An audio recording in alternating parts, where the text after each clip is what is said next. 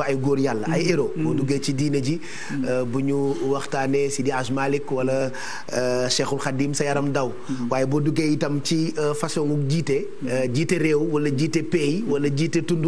am nañ ci itam ay nit yoo xamee ni par exemple ñooñu njëkk a jàngal démocratie loolee daanaka moo nar a couleur guddi gi tey ak professeur Lamane Mbaye. dëgg la Pape Cheikh li muy wane rek mooy li ñuy wax ne kuy wàlliyan da ngaa tëggul te ñun suffisamment li ñu soxla yëpp am nañ ko léegi nag nan la ñuy def ba renouer le fil ak valeur fondatrice yooyu nga xamante ni ay pères fondateurs rek ñoom ñoo ko incarné woon loolu je pense que moo nar a lal laay waxtaan bi di gërëm bu baax sëriñ bi doon yëkkati xasaayit bi di sant yàlla bu baax ci sindiidi bi mu fi jàng macha allah ndax sindiidi it xasida bu am solo la te ci njëlbinu soobu sëriñ bi ci la ko taalif mu nekk xasida bu am solo xam naa Oustaz Assane mën na ci dellu siwaat boo xamante ni daf ci dëxalante yu am solo ak ki nga xamante ni moom mooy boroomam ñaan ci ñaan yu am solo ñu ñaan sunu borom ñaan yooyu mu def ko ci réew mi nangul ñu ko daal di koy barkeel waaye entre 20 ans la ñu wax ak 30 ans ci la taalif bu rafet boobu waaye ngir wane rek ne ndaw ñi ngir wane ne nit bu naree amal njëriñ réewam ci ndawam rek ci nga koy xam jubluwaayam waaye bu ñu ko tuddee moom Cheikh Ahmadou Bamba Khadim Rasoul tudd ñi nga xamante ni yëpp ñoom la jamonoonteel ak ñi nga xamante ni ñoo ko jiitu noonu la ñuy tuddee tamit koo xamante ni ci 10 mai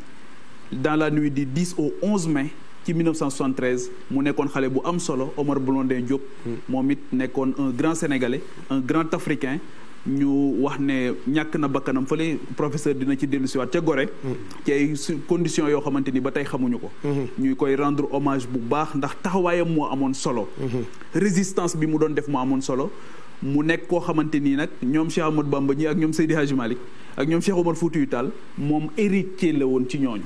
héritage boobu la woon ci ñooñu damay wax souvent ne bu dekki woon tey xam naa ne France dégage lay bokk bu ñoom Guy Marius Sagna c'était la même posture donc loolu tam professeur dina ci dellu si waat nan la ñu def ba les combats d'hier sont les combats d'aujourd'hui donc loolu dinañ ci dellu si waat professeur xam naa ne ñuy tijji waxtaan bi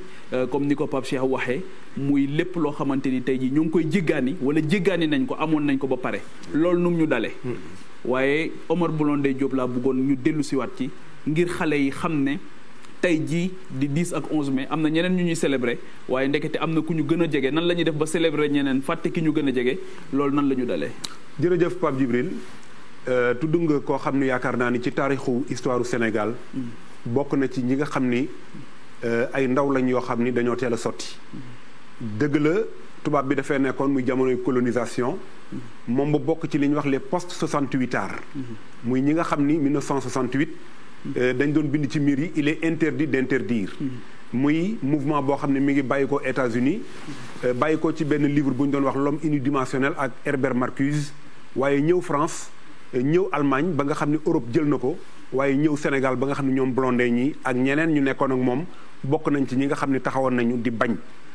googu ñu leen doon bañ ci leen boome ci leen jëlee yóbbu leen def leen loo xam ne tey jii ba suñ jonni tey xale yi dañ koy jël comme exemple étudiants yi dañ koy jël comme exemple képp koo xam ne tey résistant nga da nga koy jël comme exemple mooy li nga wax sànq ci bañkat yooyu nga xam ne ñoo nekk ci Sénégal tey jii Bécaye Blondin Diop di frère am nekk tey ca Bamako nekk architecte mi ngi seetaan nga xam ni ñoom aussi ak docteur Diallo Diop mi nga xam ni mooy porte-parole famille bi tout le temps mooy wax Omar Blondin nekkoon koo xam ni joué na rôle boo xam ni en tout cas ci Sénégal kenn dootu ko fàtte waaye dañuy wax ni suuf mën naa lekk suux waaye fii lay bàyyi jëf moom defe naa ni jëf na jëf joo xam ne ba suñu jonn tey dañ koy wax ndax ni ñuy fàttali ko Lat Dior di fàttali ko Albouri wala ñuy fàttali ko beneen figure religieuse noonu la ñuy fàttali ko Omar Blondin Diop ci li rëy lim def ba tey jii ca Gorée gañ ko yóbbu. léegi question bi ñuy njëkkee Pape Cheikh mooy nu ñu def ba ñooñu ñu réere leen parce que en réalité il s'agit de ça tey jii boo demee ci yeneen réew yi ñi ñu am non seulement dafa am consensus bu am ci ñoom waaye dafa am bés yoo xamante ni bu dellusee ñëpp dañu mémoire collective bi yëpp. dañ leen di ndamoo di leen dimbalikoo tamit. ci seen quotidien nga xamante ni ñoom seen conscience la ñuy nekk boo xamante ni saa bu ñu nekkee surtout ci situation. te tey yi am na phrase boo xam président junj na ko ci discours am. dafay renvoyer ci patrimoine immatériel boobu waaye nan lañ koy jëfandikoo. dëgg la Pape xam nga. dañuy wax ni Sénégal boo ko doon xool dafa am benn instant boo xam ni bu fekkee ni tubéy la geeño gi dafa dagg léegi nag pour defaraat ko ci nga gis sax ñu def histoire générale du Sénégal may nuyu bu baax le professeur Iba Der Thiam ak équipe bi nga xam ne ñoom la àndal yépp mbaax Pape Cheikh Anta dafay wax ci nation nègre et culture dans la préface mu ni l'essentiel pour le peuple et de retrouver le fil conducteur qui le relie à son passé ancestral le plus lointain possible. Devant les agressions culturelles de toutes sortes, devant les facteurs désagrégeants du monde extérieur, l'arme culturelle la plus efficace dont puisse se doter un peuple est ce sentiment de continuité historique. ci gàttal mooy patrimoine immatériel boobu nga wax ñi nga xam ni ñoo samp cosaan li bu fekkee ni bëgg nañu réew mi delluwaat fa mu nekkoon il faut que ñuy fàttali ko ñu mel noonu ndax dañuy wax ni kenn mënut a def tey retour au 19e siècle kenn mënut a dem tey retour au 16e siècle mais mën nañu wax recours au passé retour au passé mënatuñ ko wax mais mën nañoo recourir aux valeurs loolu nga laaj sànq loolu nag ni ñu koy defee mooy dellu siwaat ci ñi nga xam ne tey mooy la tradition orale mooy ñi nga xam ne tey ñooy les dépositaires transmetteurs ñu dem ci ñoom ndax réew mi ñu nekk dafa am loo xam ne nekkul ci bibliothèque yi waaye mi ngi ci dënn yi ñooñu dañuy dem ci ñoom bu ko defee ñu def li tubaab di wax passage au crible bu ñu jëlee kenn ku nekk li nga wax ñu sottat xalaat bi bu ñu ko xoolee yaakaar naa ne Pape Djibril danañ mën a dem fu sori foo xam ni lépp loo xam ne mag ñi bàyyi woon nañ ko danañ ko mën a jëfandikoo. parce que daf ci am yoo xamante ni ñu ko dundoon ñu ngi fi ba tey te binduñ ci ba tey. jërëjëf Pape xam nga loolu bokk na nag ci suñu feebar mooy bind. xam nga ñun dañu bokk ci li professeur Mamoussé Diagne di wax les civilisations de l'oralité. maanaam ñun dañoo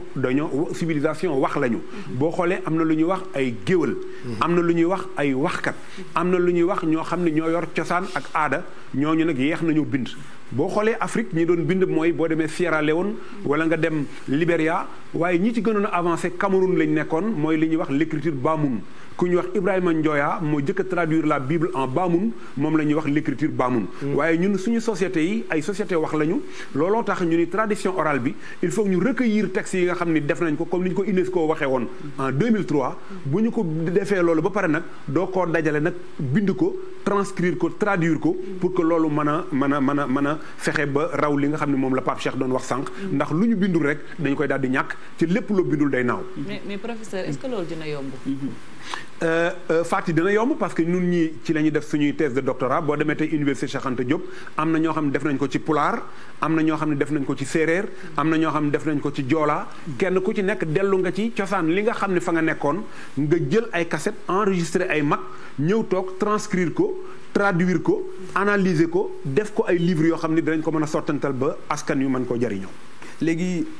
histoire tamit discipline scientifique la maanaam loo xamante ni aussi ça bu ñu dafa laaj benn rigueur scientifique benn travail scientifique boo xamante ni xëy na dina am confrontation waaye bu ñu ko génnee nit ñi dinañ ci maanaam comité scientifique dinañ ci mën a d'accord ndax ni ko ñeneen ñi di defee yeneen réew yi nga xamante ni possibilité bi ñu am génne seen mag ñi teg ko càmbar ko xool sax yenn saa yi fi ñu échoué xool fi ñu réussir xool na lu taxoon ñu échoué ak lan moo taxoon ñu réussir lan moo tax ñun loolu tamit ñu am faiblesse boobu ba tey ci jàngat bi ñuy jàngat suñu histoire u réew. loolu Pape yaakaar naa ni ñi ngi koy def ci réew mi parce que commission boobu ma la doon wax sànq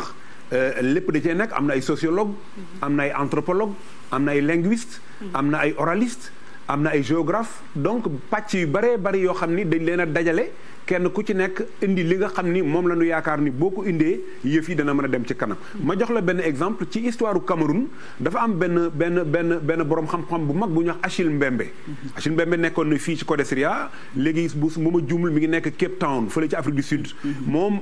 li ko gën a lancé bi ñu bindi histoire u Cameroun mi ngi mel ni nga jël histoire u Sénégal bind ko ba noppi fàtte ci ku mel ni Lat Dior. wala nga fàtte ku mel ni Albouri wala nga fàtte ku mel ni El Hadj Omar Foutiyou moom bi ñu defee téere boobu ba noppi dafa bind benn article tudde ko écrire l'histoire à partir d'une faille livre boobu moo ko lancé te loolu Pape li ngay wax sànq rek mooy fexe ba nga xam ni kenn ku ci nekk ci wet gi nga mane ak wet gi nga féete nga mën a indi sa xalaat ñu bañ a xeeb kenn mu nekk une dimension inclusive kenn ku ci nekk ñu jël li nga xalaat bu ñu ko sottee yaakaar naa ni mun na am lu jur. léegi li tax ñu doon poser question yooyu Pape Cheikh bëgg koo laytaaye jotaay bi ndax dañ fee nar a waxtaanee ay figures emblématiques ñoo xamante ni dañu marqué suñu histoire réew. te léegi gisatuñ leen fenn booleetuñ leen aussi ci lu bari. defatuñ recours comme ni nga ko waxee léegi aussi ci seen liggéey.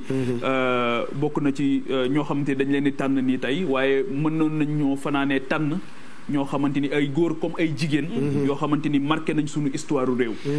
boo jëlee tey ji quelqu'un comme Lat Dior. Lat Dior Ngoné Latyr Diop boo ko jëlee tey bu weesoo li ñu la ciy jàngal ci école wax la ne 1886 la tëdd deqale fii la gane àdduna fii la lii la def ak nàngam dafay laconique ba nga xamante ni du ñu renseigner dëgg-dëgg ci nit ki mu doon loolu nu mu amee Lamane beneen question subsidiaire bi mooy est-ce que mën nga ñoo wax tey ji kan mooy Lat Dior Ngoné Latyr Diop ci baat yu gàtt. jërëjëf Pape Djibril xam nga man damay naw toujours ni ngay